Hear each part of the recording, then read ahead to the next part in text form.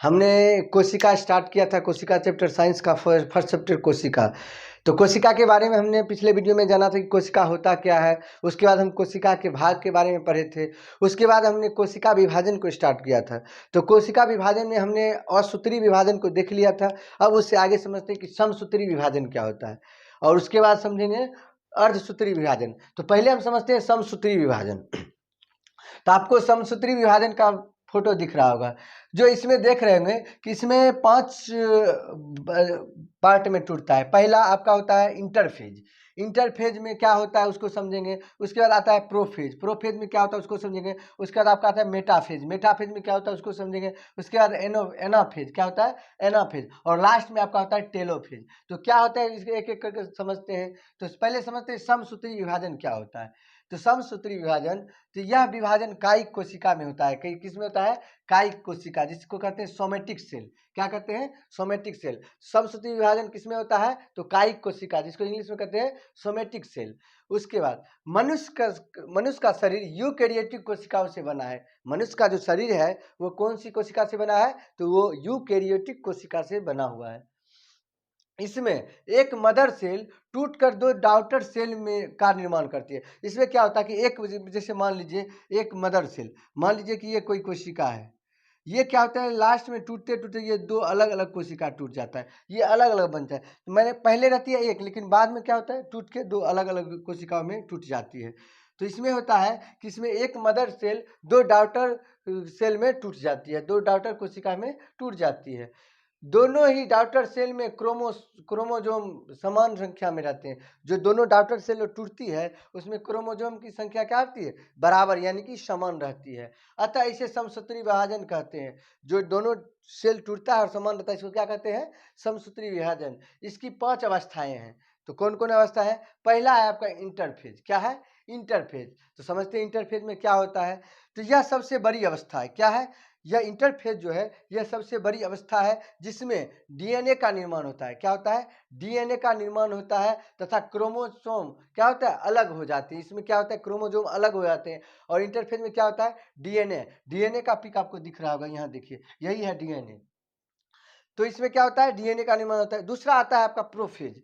दूसरा अवस्था क्या होता है? प्रोफेज। ये हम किसमें पढ़ रहे हैं? तो ये समसूत्री विभाजन के 5 अवस्थाएं को पढ़ रहे हैं। तो दूसरा है प्रोफेज। इसमें स्प्लिंडर फाइबर यानी कि तुर्क धागा का निर्माण प्रारंभ होता है, तथा केंद्रक का विभाजन होता है। इसमें क्या होता है? इसमें तुर्क धागा का निर्माण होता है, जिसको स्प्लिंडर फाइबर कहा जाता है। तो जिस निर्माण प्रारंभ होता है इसमें क्या होता है? प्रारंभ। जब हम मेटाफेज में आएंगे तो उसमें क्या होता है? पूर्ण हो जाता है। तो इसमें क्या होता है कि तुर्क धागा का निर्माण प्रारंभ होता है, तथा केंद्रक विभाजन होता है। केंद्रक का क्या होता है? विभाजन होता है। किसमें? प्रोफेज में। अब समझते हैं मेटाफेज। मेटाफेज क्या होता है? इसमें स्प्लिंडर फाइबर, जो जिसको तुर्क धागा कहते हैं, का निर्माण क्या होता है? पूर्ण हो जाता है। मतलब क्या? पूरी तरह से इसमें तुर्क धागा का निर्माण हो जाता है। अध्ययन के सुविधा के अनुसार यह सबसे महत्वपूर्ण अवस्था है। जो मेटाफेज है यह सबसे कौन सी है? महत्वपूर्ण अवस्था है। अब उसके बाद समझते हैं एनाफेज। एनाफेज क्या होता है? यह अवस्था सबसे छोटी अवस्था है। अगर बोलेगा सबसे बड़ी अवस्था कौन है तो इंटरफेज। अगर बोलेगा सबसे छोटी अवस्था कौन है, यह कौन है? एनाफेज। इसमें क्रोमोजोम क्या होता है? इसमें क्रोमोजोम तथा कोशिका के अंग क्या हो? ध्रुवों की ओर चले जाते हैं। किसकी ओर? ध्रुवों की ओर चले जाते हैं। किसमें? इसमें एनाफेज में। एनाफेज अगर बोलेगा कैसी अवस्था है, यह सबसे छोटी अवस्था है। ठीक। अब उसके बाद समझते हैं टेलोफेज। क्या है? लास्ट में क्या है? टेलोफेज। यह सबसे अंतिम अवस्था है। कौन सी है? यह सबसे अंतिम अवस्था है। इसमें विभाजन का कार्य पूर्ण हो जाता है। इसमें क्या होता है? इसमें विभाजन का जो कार्य होता है वो खत्म हो जाता है, यानी कि पूर्ण हो जाता है। और कोशिका के सभी अंग आ चुके होते हैं। इसमें क्या होता है? इसमें जो कोशिका जो टूट के अलग होती है, इसमें जो कोशिका का जितना भी अंग रहता है कोशिका के अंदर, वो सभी का निर्माण इसमें हो जाता है। सभी अंग आ जाते हैं किसमें? टेलोफेज में आ चुके होते हैं। और स्प्लिंडर फाइबर गायब हो जाता है। जो यहाँ मेटाफेज और एनाफेज में स्प्लिंडर जो तुर्क धागा जो आ रहा था, इसमें क्या होता है? टेलोफेज में गायब हो जाते हैं। अब नोट में देख लेते हैं, 2-3 पॉइंट हैं। पहला, कोशिका विभाजन में होने वाले निरंतर टूट फूट की भरपाई समसूत्री विभाजन द्वारा ही होता है। जो कोशिका में जो टूट फूट हो जाता है, इसका भरपाई कौन करता है? तो ये इसका काम कौन करता है? समसूत्री विभाजन का काम है इसका टूट फूट का भरपाई करना। उसके बाद अगला पॉइंट, छिपकली। छिपकली तथा चूहों, देखते हुए छिपकली का अगर बचपन में शरारती किए होंगे तो उसकी छिपकली का आप क्या करते हैं, उसका पूंछ जो काट देते थे, तो वो क्या होता है, कुछ दिन के बाद, अगर 2-3 दिन के बाद आप देखते हैं तो उसमें दोबारा निकल जाता है। वो किस कारण से? तो वो समसूत्री विभाजन के कारण उस छिपकली के जो पूंछ होता है वो जल्दी से आ जाती है। किस कारण से? समसूत्री विभाजन के कारण। अब समझते हैं इसको अर्धसूत्री विभाजन, कि अर्धसूत्री विभाजन क्या होता है, जिसको इंग्लिश में कहते हैं मियोसिस। क्या कहते हैं? मियोसिस। यह विशेष प्रकार की कोशिका विभाजन है। कैसी है? यह विशेष प्रकार की कोशिका विभाजन है जो जीवों का जनन कोशिकाओं में होता है। जो किसमें होता है? जीवों को जनन कोशिका में कौन सा होता है? अर्धसूत्री विभाजन होता है। इस प्रकार युग्मक यानी कि यौन कोशिकाएं बनते हैं। क्या बनते हैं? इसमें क्या बनते हैं? यौन कोशिकाएं बनते हैं। किसके कारण? ये बनते हैं अर्धसूत्री विभाजन के कारण। उसके बाद अगला पॉइंट, इसमें जंतुओं में शुक्राणु तथा अंडाणु एवं पादपों में नर तथा मादा युग्मक बनते हैं। इसमें क्या जंतु में क्या बनता है? तो शुक्राणु और अंडाणु। वही अगर पादप में बात करेंगे तो नर तथा मादा क्या युग्मक बनते हैं, जिसमें गुणसूत्रों की संख्या क्या होती है? आधी ही रह जाती है। क्या होती है? आधी ही रह जाती है। शुक्राणु व अंडाणु संयोजन यानी क्या? जाइगोट, जिसको कहते हैं युग्म का निर्माण करते हैं, जिससे जीव की उत्पत्ति है। जब नर और मादा मिलती है तो क्या होता है? जीवों की उत्पत्ति होती है। तो वही कहा गया है कि गुणसूत्रों, यहाँ शुक्राणु व अंडाणु संयोजन से क्या बनता है? जीवों की उत्पत्ति होती है। ठीक, अब उससे आगे समझते हैं, युग्मनज में फिर से गुणसूत्रों की संख्या दोगुनी हो जाती है। जब ये पूरी प्रक्रिया हो जाती है तो फिर उसमें गुणसूत्र की संख्या क्या होती है? सीधा डबल हो जाती है, यानी कि दुगुना हो जाती है। ठीक, अब गुणसूत्र की चर्चा हो रही है तो हम समझेंगे गुणसूत्र क्या होता है। गुणसूत्र के बारे में समझेंगे तब ना। तो चलिए समझते हैं गुणसूत्र, जिसको इंग्लिश में कहते हैं क्रोमोजोम। क्रोमोजोम क्या होता है? तो सभी वनस्पतियों व जीवों की केंद्रक द्रव्य में उपस्थित सबसे महत्वपूर्ण संरचना है। किसमें पाया जाता है गुणसूत्र?